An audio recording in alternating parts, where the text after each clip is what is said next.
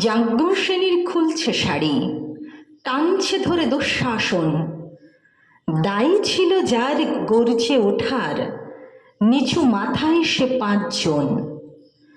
দুর্যোধনের নগ্ন উরু, ইঙ্গিতে তার ধর্ষকাম।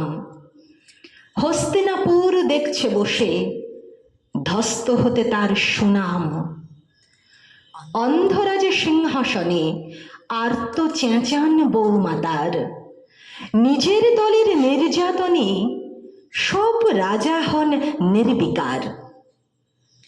কর্ণ বসে হাসছে হা হা, রাজার দলের লোক তো সে।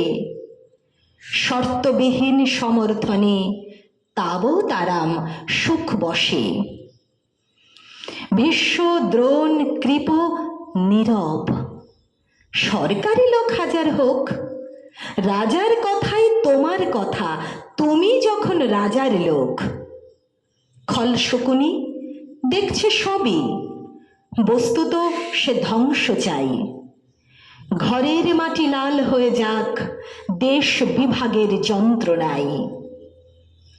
সুশীল সভায় ঘটছে যখন রাজ অপরাধ জঘন্য, ঠিক তখনই তার বিরোধে চেঁচিয়ে ওঠে বিকর্ণ। বিকর্ণ নন কেউ কেটা লোক, 100 ভাইয়ের একজনা। এর আগে কেউ তেমন করে তার কথাটাই জানত না। যত গৃহে কারেন্নির রা, অন্তত তা নেই লেখা। ভীমকে যখন বিষ খাওয়ালো তখনও তার নেই দেখা। কিন্তু যখন প্রকাশ্যেতেই কাড়ছে নারীর আব্রু কেউ, স্তব্ধ জিভের চুপ সাগরে বিকর্ণ হন একলা ঢেউ। চেঁচিয়ে ওঠেন রাজার কুমার যুবরাজের বিরুদ্ধেই।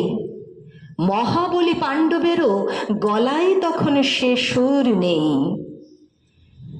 রাজা যখন নীরব থেকে সাঁই দিয়ে যান ধর্ষণে, ঠিক তখনই সমস্ত যোগ বিকর্ণদের স্বর শোনে।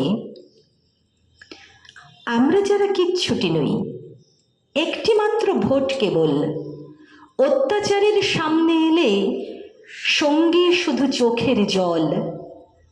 পোষ্যভাবে যাবনা চেবাই, অন্ধ এবং নিকর্ণ। প্রার্থনা থাক আমরা যেন একবার হই বিকর্ণ। প্রার্থনা থাক আমরা যেন একবার হই বিকর্ণ।